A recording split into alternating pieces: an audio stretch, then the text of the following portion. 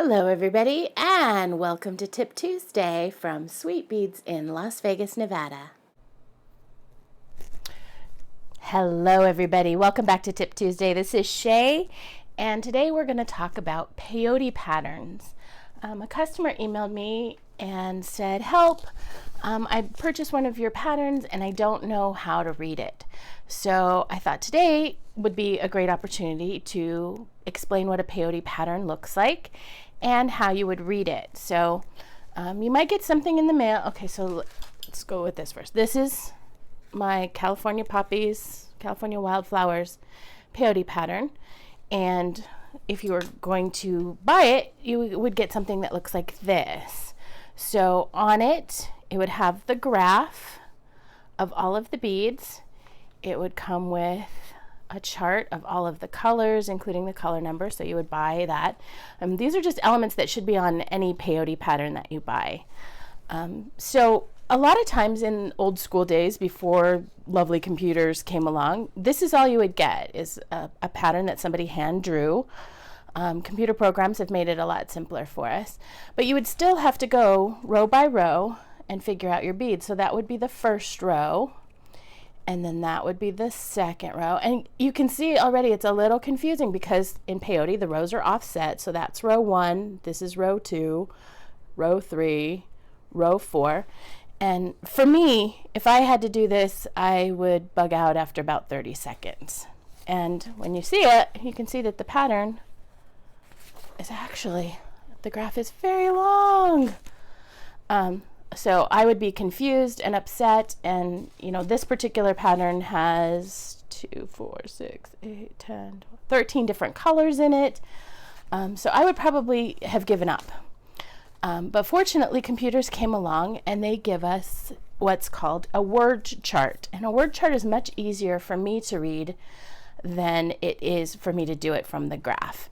And so instead of having to go and figure out each color on the graph, it tells me I'm going to pick up this many number 1 beads, this many A beads, this many, and so on and so forth. So that's what I'm going to teach you how to read today. And I've done a very simplified version because we don't have 13 hours. So here is a very simple peyote pattern. You can see it's just a real simple 2-color 4-bead pattern. Again, gives us the color chart. I'm going to need 16 A beads and 16 B beads. And then our graph. I'm sorry, they're our word chart. That's our graph. That's our word chart. And this one would be fairly easy to do from the graph. There's row 1, there's row 2, but it's still, for me, much easier to go by this. I make less mistakes. So to start out, we're going to put on a stop bead, and I make sure my stop bead is a very different color than my regular beads. And if you've never done a stop bead, all you're going to do is put on your bead and go to wherever the end of your thread is. I should have used smoke thread for the camera, but I didn't. And then you're going to go back again, creating a loop around the bead. And as we get closer, maybe can you see the loop? Woo, closing in on the bead. And why is that called a stop bead? Well, as we thread our beads on, it's going to stop the beads from falling off the end of our thread, but it is movable. I can move it off, I can move it forward, which is great for peyote because you can adjust your tension a little bit if you need to. And then when we're done, we can just pull it right off. Okay, so the first thing I would look at on my word chart is, as in all peyote, we're going to pick up rows 1 and 2 at the same time. So you see rows 1 and 2. This is L for left, but I'm going to explain that more in a minute. And then I'm going to need 2 B beads and 2 A beads. So I would literally set them out, 2 B beads and 2 A beads. Probably not so important in a little short pattern like this, but in a pattern like this, you can see on this first row, we're picking up 16, 2, 1, 2, 2, 3, 1. Much more important to lay your rows out. That way you can double check them and you won't have to pull out beads 5 or 6 rows later and do this. Okay, so going back to our chart, again, just set your beads out. It's fine. it tells me I'm picking up 2B and 2A. Well, the first row is really easy because I'm just going to pick up 2B and 2A. Yay, isn't it fun? I've got 2 rows done already, right? And there they are. Then for row 3, it tells me I need to pick up 1B and 1A. So I'm going to set them out, 1B and 1A. And remember that row 3 is, I like to call this row our pick one, skip one row. So I'm picking up a bead, I'm skipping a bead, so I'm going to ignore that bead, and I'm going through the following bead. Okay, this is our pick one, skip one row, row 3. And then you want to make sure the beads are laying the way they want to. I say they should be good little soldiers and stand next to each other. Okay, and then again, pick a bead, skip a bead. So I'm ignoring the one my thread is coming out of, skipping that bead, and passing through the last bead. And you can see I made this pattern. This is a, oh, he got caught. Hold on one second. Nobody's allowed to get caught on threads. I made this one an even count, so much easier for illustrative purposes, and maybe one day I will do a video on odd count. Okay, and if you need to adjust your tension, so what we should end up with, there we go, is something that looks like that. It's a little wonky. I'm not using delicas, so with round seed beads it's going to be a little wonkier. But so I've got a single, a double, a single, and a double. Okay, my good little soldiers, my single bead, my good little soldiers, and my single bead. So that was row 3. Now we talked about this. On a word chart, it'll say L for left and R for right. Well, that would be fine if you're not me, but I'm constantly flipping and changing my direction. It's just easier for me. So what I want you to think of, if you're like me, is L as going away from our stop bead. Okay, so when we picked up those rows, we were going away from our stop bead.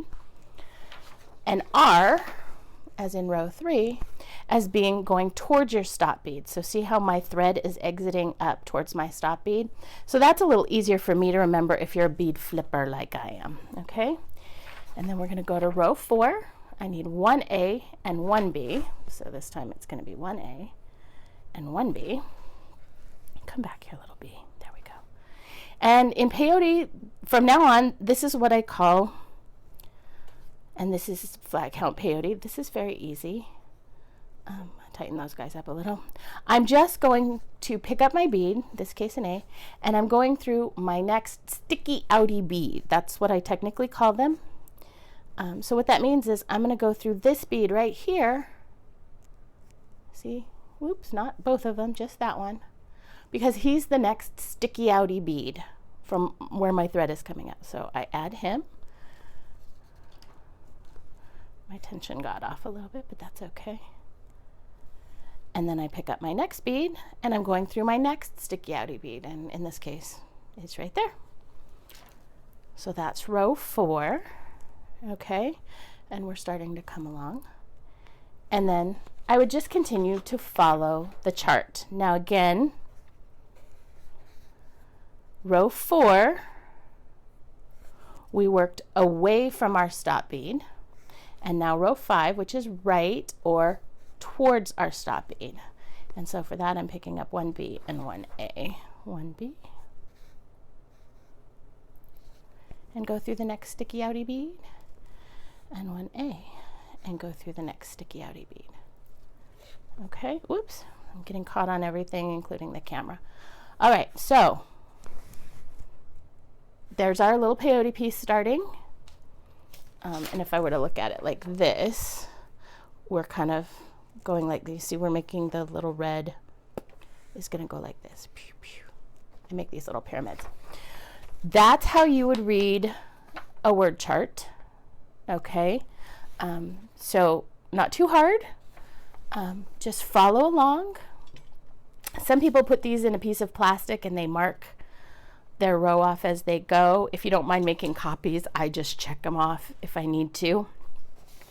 But that's how you read a word chart. And if this were an odd count, it would still look exactly the same. the number of beads would just be different. And if you were going to do a really long pattern like that first one I showed you, again, nothing changes except how many beads you're picking up. Okay? And like I said, do yourself a favor, set them all out. Set out your 16 1 beads, your 2 2 beads, your 1 A bead, your 2 3 beads, your 2 2 beads. So, and just in case we didn't say it, in case they run to numbers, because sometimes they do, what's in parentheses is the number of beads you pick up, and what's next to it is the corresponding bead designation. So 2 B beads, 2 A beads, which is fine in a pattern like this. It's pretty evident what an A and a B is. But if you're in a really long pattern, sometimes it'll say chart number 1, chart number 2, for whatever reason. Instead of A and B, this one numbered them 1, 2, 3, 4, 5, 6, 7, 8, 9. And then because it didn't want to go to 10, it went to A, B, C, D. So that's how you read a word chart.